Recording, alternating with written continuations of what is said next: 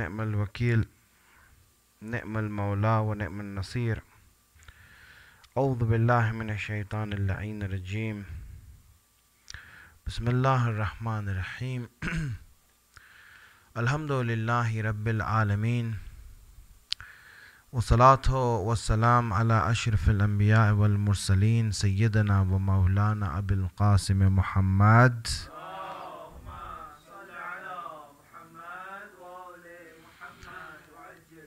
وعلى آله الطيبين الطاهرين المعصومين. I don't want to tell you the meaning of life or just say that this is what life means and want you to accept it. And hence I don't want to bring some ayat and hadith and force it down everyone's throat and say that, well, this is life, so everyone is compelled to just, okay, accept it. I think a better way of teaching and educating is to make the subject understood in the mind of the listener. Whenever you want to teach something, salawat ala Muhammad wa ala Muhammad. Whenever you want to teach something and educate, the best way of educating is to bring the student, make him understand and comprehend the subject that you are speaking of, meaning bring him to the subject, not to bring the subject to him. Bringing the subject to him has no effect. It's when you bring the student to the subject that has an effect. Even when, for example, when you have children and want to train them, the idea is not just to tell them what's right and wrong. By telling them, it doesn't mean that they've understood it. It doesn't mean that they are going to put it in their lives and practice it. All it means is that they know. There are many things we know that we don't practice. So the idea is that the knowledge has come to us, we haven't reached the knowledge. And the idea of an educator is to make sure that the students reach the knowledge, not that the knowledge reaches them. That's the job of a preacher. A preacher is someone, who just tells others and says, well, I told them. And by telling them, you expect them to do it. It doesn't work like that. It doesn't work like that. It's a little bit more than that. And that's why education in the true sense is to bring the student to the knowledge, not the knowledge to the student. So for example, if I bring an ayat or a hadith and say, well, this is what the Imam said. You're like, okay, if this is what the Imam said, there's no argument, there's nothing, okay, whatever. It happens. This is how you deal with it. Yeah, okay, I have no choice then, right? That's it. It's over. Right? The idea of a teacher is not to say that, okay, this is the hadith, that I have shown them, I have explained to them, I have told them this hadith. The idea of a teacher is not to give the hadith to the student, but rather to bring the student to the hadith. Right? To the comprehension of that hadith, so that it's understood really well. And when he understands it, then you know what? The idea is what the Imams wanted others to know. It's the ideas that are in the hadith, the principles that are in the hadith that make us, truly successful in our life. Now, if we have the hadith but not the principle, it's not helping us. So the idea in ayat or hadith is to get the knowledge of that. And if a person understood the knowledge without knowing that this is hadith, he is successful anyway. Right? He is successful anyway because that's what the Imams wanted. And this is why it's very important when I'm explaining about life and I'm trying to explain this. It's not because of the fact that, it's not mentioned in the ayat and hadith. No, the ayat and hadith are there. But if I mention ayat and hadith, then obviously, then it's a one-way road. There's no room for us to grow, no room for us to reach that understanding of hadith. And that's why we want to reach that understanding of hadith, alaykum salam, in the way that we believe in it. That yes, I believe in it. I truly understand it and I truly comprehend what life is, and that's what I want. So, this is the first thing I think I wanted to make clear before I go on. Salawat ala Muhammad wa ala Muhammad.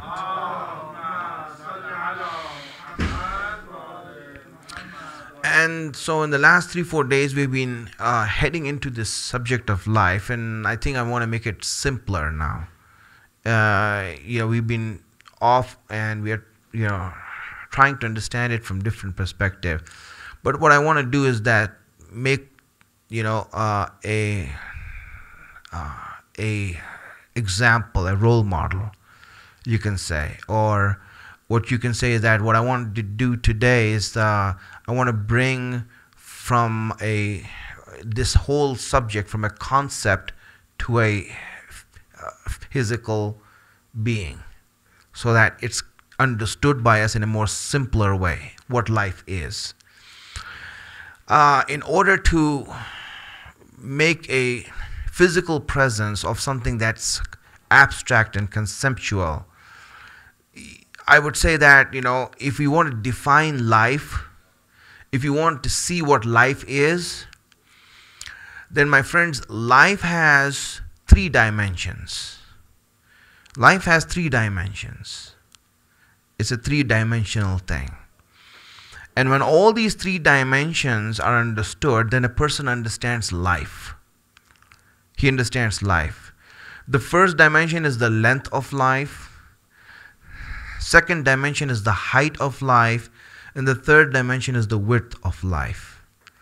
There's again, a length, a height, and a width. I explained the length yesterday. The length of life, when you see that, okay, how long is life? Alaykum salam wa rahmatullah. How long is life? This is the length of life. How long is it? Well, the length of life is eternity. It is eternal. It is forever. This is the length of life. And when you look at this length of life, then obviously it's divided into these 2 phases. The one life here in this dunya, and the life in the akhirat. And these 2 are phases of the same life. And obviously when you look at the life here as compared to the life there, you see this, it's very short and that is very long. And hence when we look at the length of life being eternal, then truly the life in this world really is irrelevant. It has no meaning. Right? It's like, for example, a day out of your childhood as compared to the rest of your life is meaningless. Right? And this is why when we look at the length of life, and those who focus on the length of life, to them the world, this world and what's in it becomes meaningless. They say, what is the worth of this life? And that is forever.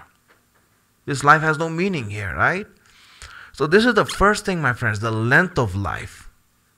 How long you're going to live? Eternal. This is the first thing to understand about life. If we don't understand that it's eternal, then truly we cannot take advantage of this. And I'm repeating myself, on this point, for a reason. Because it is something that is, known by us, but truly we are not convinced by it in our own life. Otherwise, if we were convinced by it, our lifestyle would be different. We would be different. We would be a different person. And since we are not, I know that we haven't been convinced by this. And I'm speaking about myself. The idea is, this life that is forever, how many of us are really convinced by it? Because if we were, then every step we take would be like that. Let me give you a hadith over here, interject with the hadith so we can understand this better. Imam Baqir alayhi salatu wasalam had said,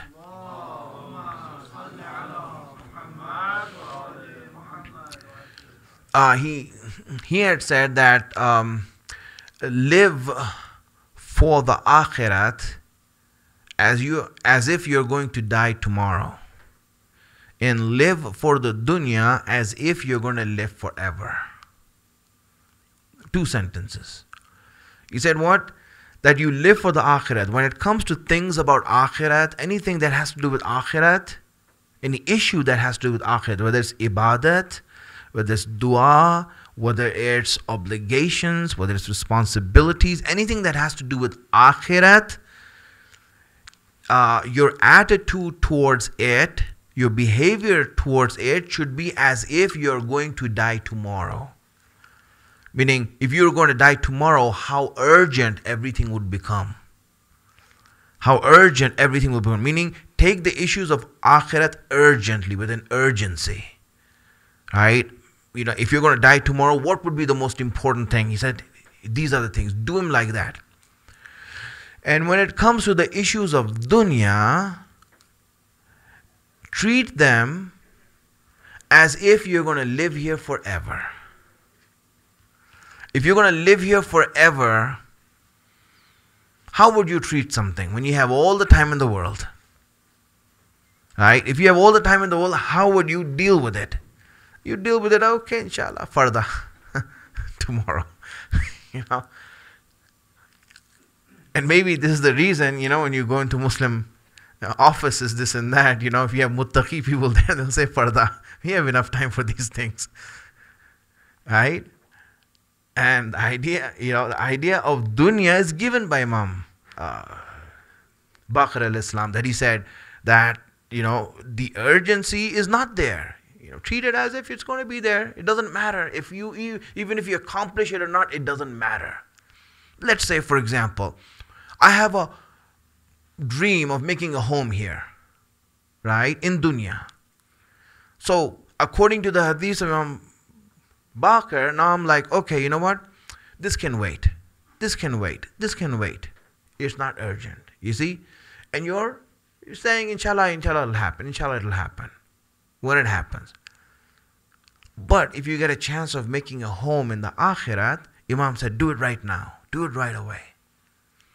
So I have a choice now. I have $30,000 I can give as a down payment for my home here, or I can give it to buy a home there in the akhirat. Now, which one would I choose?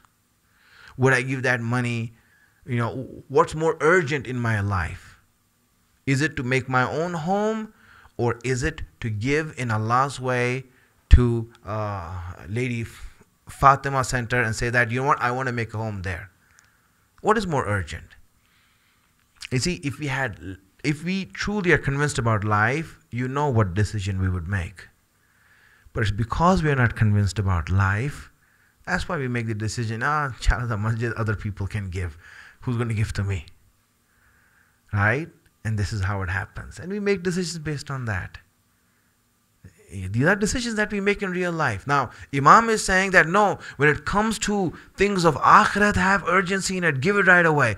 But when it comes to things that deal with dunya, the urgency is not there. Treat it as if you have enough time here. Even if you don't accomplish it, it doesn't matter. It really doesn't matter. Really doesn't matter in your life. It's irrelevant. Let me give an example so, inshallah it becomes more clear. Salawat ala Muhammad wa ala Muhammad.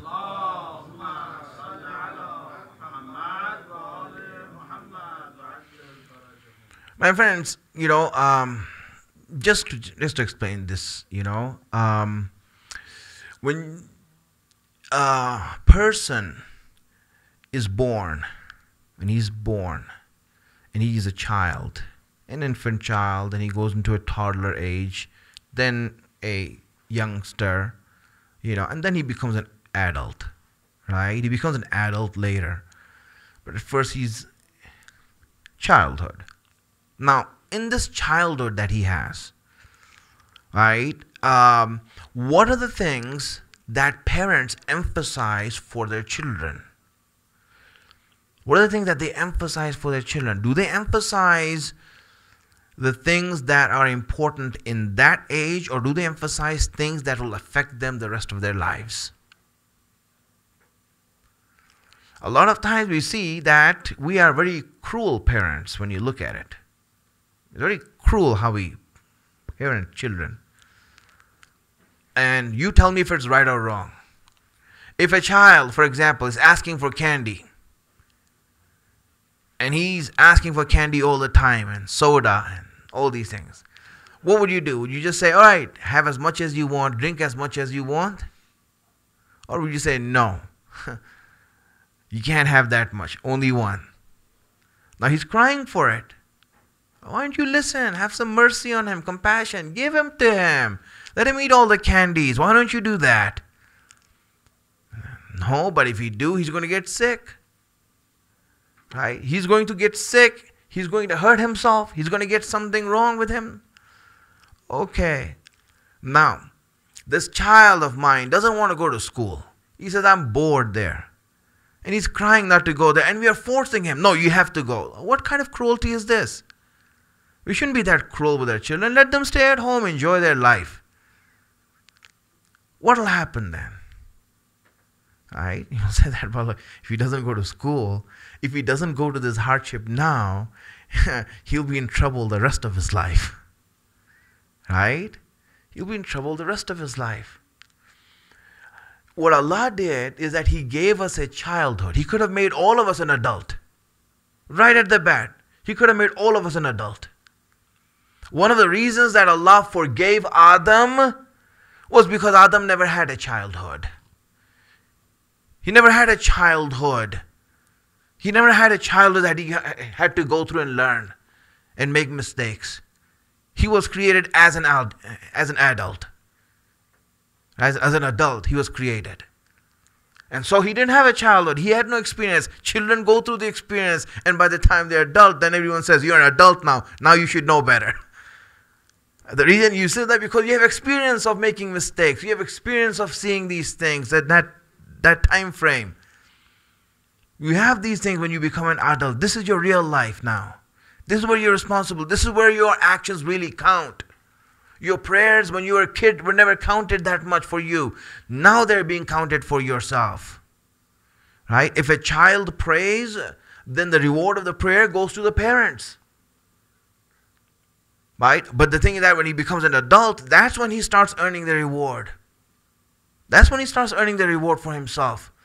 So my friends, understand this. In light of this, when you look at this, Allah, He gave us this dunya in order that we make our real life, which is our adult life, which is our forever life, better. This is the reason dunya has been given to us. It's like our childhood here. It's like our childhood. And this is one of the reasons why Allah calls it. This dunya is only sports and entertainment. Don't take it seriously. This is nothing. Yeah, that's everything there. Lahayal hayawan. That one. You see? Now understand the reasons why. And what kind of attitude we should have with each thing in each issue of our life, whether it deals with this dunya or akhirat. In this way. Salawat ala Muhammad wa ala Muhammad.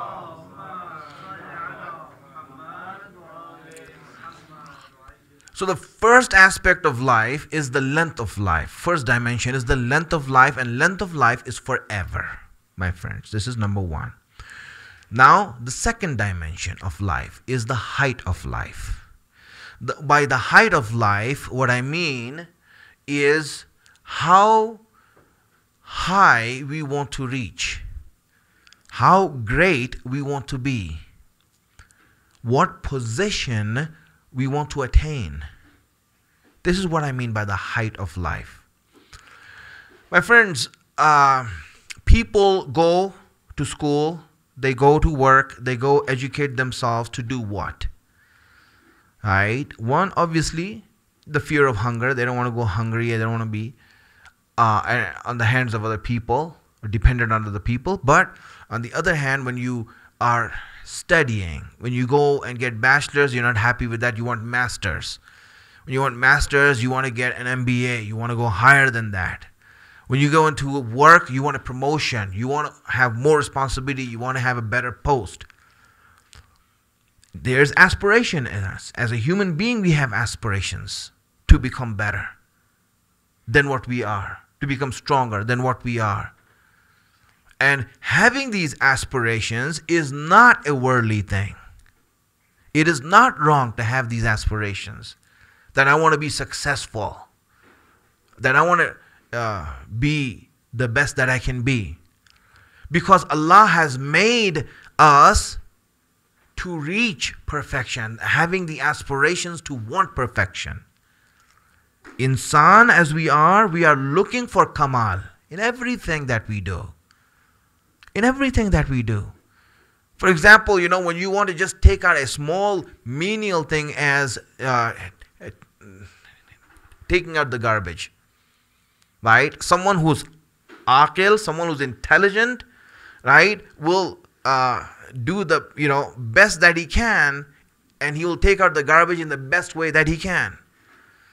And that's why he makes arrangements. Okay, if the garbage is here, put it in this, put the recycle here, put this here, put that here. And so you know what? Even that he wants to make the best that he could. Because it is just the perfectionism that's inside of us that we are doing this with. We want to be perfect. We want to reach that height. It's inside of us. Allah wanted it for us. And Islam doesn't stop it. Unfortunately, what happens, that people who become religious, they think that this is a worldly thing and hence they don't go after it. Right? I see, for example, youngsters who become Muslim. It happens to them also. And I get scared of them, a lot of times. It happens to them. What happens is that a youngster becomes a, like religious person, muttaqi, this and that. And now he used to be a great kid, cool, he used to be handsome and everything. And as soon as he becomes religious, right, he becomes a nerd. And you're like, why do you become a nerd for?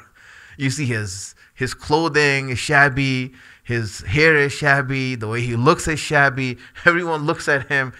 And you know what happens with such people? Other people who are not religious point out to these people and say, you see, this is the reason you should become religious, you will end up like him.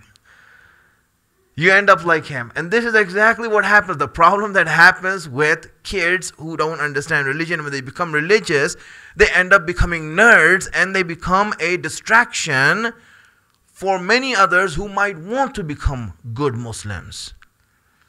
That's why every time I see them, I tell them, listen man, you go out and buy some clothes for yourself. Get a hairstyle for yourself. I don't want to see you like this, right? Because you are giving me a hard time doing my job. Right? You're becoming an obstacle for what I'm trying to do. I'm trying to attract these kids inside, and you're here stopping them from coming in. I can't have that happen. I mean, this is the idea behind it. People don't understand it. That listen, religion doesn't stop you from growth. Religion doesn't stop you from aspirations. In fact, Islam, when you enter it, when you understand it, it increases your passion and your aspiration for greatness and excellence. Islam wants you to be excel in things. That's what Allah wanted from us. A Muslim is someone who excels in his field. He excels at being the best. A mu'min is someone who you would see is that if he's in any class, he would be the best in class. He would be the best in class. And I'm not just saying this because, I'm saying it. I'm saying it because, we have hadith from Imam Jafar as-Sadiq alayhi salam.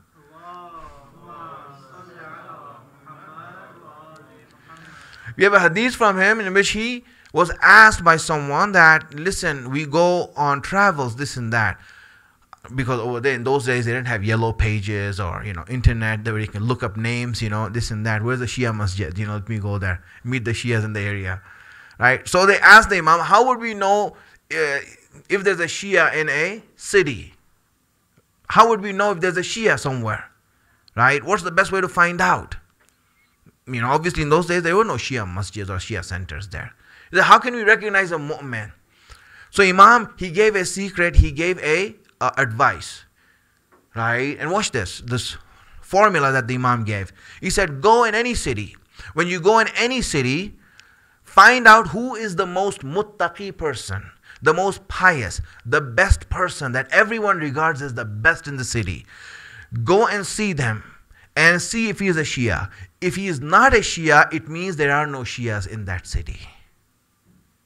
There are no Shias in that city. Because if a Shia is there, he would be the best in that city. He would be the best person in that city. People will regard him. He's the best person that we have. They'll regard him as that. He has the best qualities. You see, this is how you recognize why the idea of a Shia is to excel. Imams have told us to excel in things, to make ourselves better and stronger at things. Challenge ourselves to become better in whatever field you are. Really doesn't matter what field you are. You could be, for example, a professor, or you could work at McDonald's flipping burgers. I'm not saying work at McDonald's, but I'm just giving an example. You can flip burgers. You should be the best burger flipper there is. Right? Why? Because you challenge yourself. This is what Islam said. Challenge yourself to be the best. Don't be the second best in anything. Of course, in goodness, in virtues, in what is right. And this is the reason why we excel. So having the aspiration and the passion to excel in things is not un-Islamic. In fact, it is very Islamic. It is what the Imams wanted from us, to excel in things. So now this idea of excellence and aspiring for things and to be the best and to reach the highest position that we can reach, this is in our life also. Life has a height. How high do you want to be? What height do you want to reach in life? This is decided. This is decided by yourself. Now the height you want to reach is obviously not here. The ceiling of dunya is very low for anyone to make dunya its goal. Really, you should not make dunya its goal. Success is not about this dunya. Again, what is this success when we talk about, people, and we know that, they think that, having money and wealth is the reason of success. That, he's a successful person. He has money. Look what he did in his life. He made business for himself. He did this for himself. This is success. Whatever he has gained is, if it's only dunya, if it's only this dunya, then he hasn't reached anything. And Muslims always complain. And if you look at that, Muslims always complain that, hey, listen, why is it that, for example, they, meaning the non-Muslims, get all the wealth, right? If Allah is giving the wealth, then why is it that Allah is giving all the wealth to the non-Muslims? Why not us? My friends, as a reality and a principle, right, if you are a mu'min, it's next to impossible for you to become the richest person in the world. You can't. Right? You can't do that. And there's reason behind it. Right? But I'll just say one thing. Right? If we have a complaint as Muslims, that why is Allah giving to them? Allah will always give more to them, to the non-Muslims, than mu'min, especially mu'min. He will always give more to them. And this is a complaint that the Muslims have, and they had before. This is the Muslims they had. This is a complaint that they had before the Prophet. They asked the Prophet that, Ya Rasulullah, we are the one who make jihad for Islam. We are the one who sacrifice for Allah. Then why is it that Allah is giving everything to them? The richest people, Abu Sufyan, Abu Lahab, and all these people are rich people. And here we are poor, and we are striving for the deen. We do all the hard work. Why is it that they get all the rewards and the ajr and all these things? The idea is okay. Rasulullah answered back to them. He told them that, listen, and if we can understand this principle that Rasulullah said, I think this will be enough for us today, He said, listen, if Allah had regarded this dunya of any value, if this dunya and anything in this dunya had any value, then the first people He would give it to would be the Anbiya. They are the beloved ones. He would give it to them. If there was any value in anything in this dunya, He would give it to them first. Why is He not giving it? Because this is garbage. This is trash. You don't give trash to people you love. If I want to buy, let's say, a simple thing as clothes for my children, I make sure that I go and buy new clothes. Right? Now, would we take second-hand clothes that are used by some people, trash, and say, okay, just wash it and give it to them? You won't know the difference. Would we do that to our own children?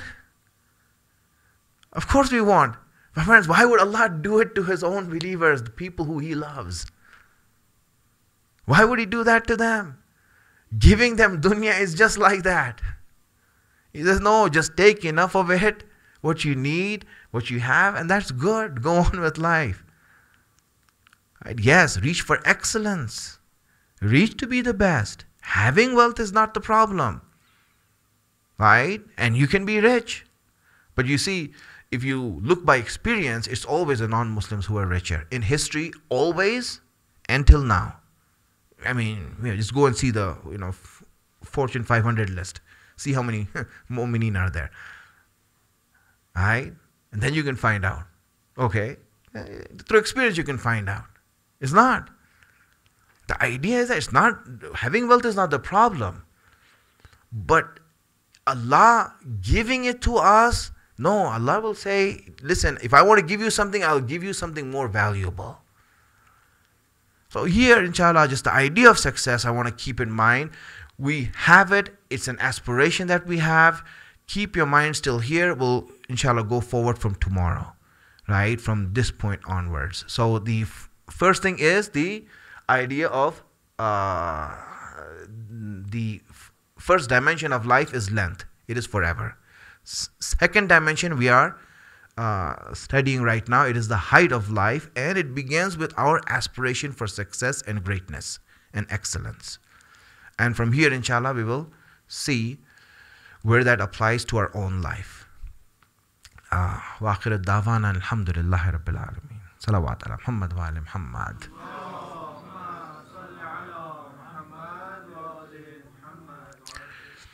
All right. I guess we have 4 more minutes. Is that right? 4 minutes. Yes, go ahead.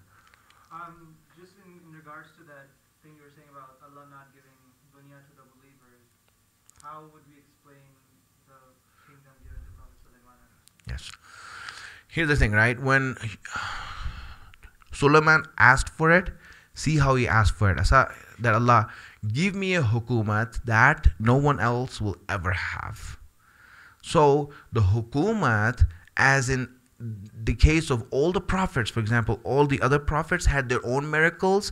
The hukumat was the miracle of Allah to Sulaiman to establish his prophethood. Like other people, used to raise the dead or, open the river and do all these things.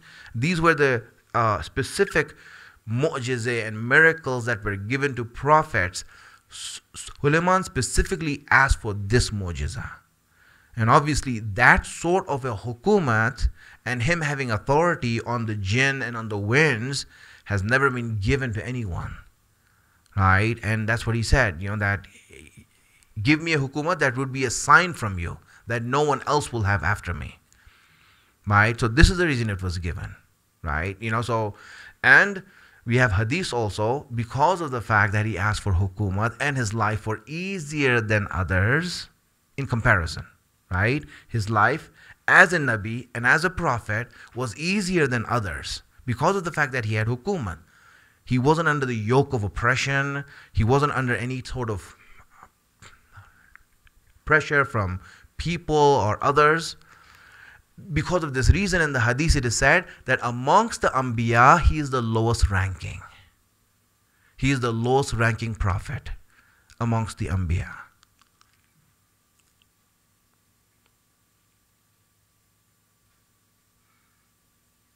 Any other questions?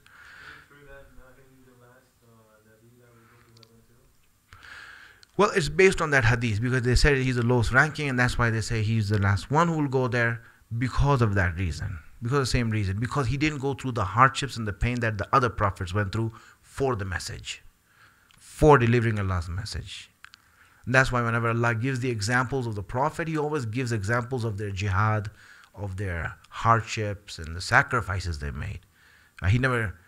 It's hardly you can see like a place he gives examples of them, you know, like having like a great time, with the message, this and that, because the idea of the message is that you are going to get opposition. There's no way other than that. But here you see the only one who didn't was Suleiman, because Allah gave him authority. Right? He gave him that hukumat. That's it, right? All right.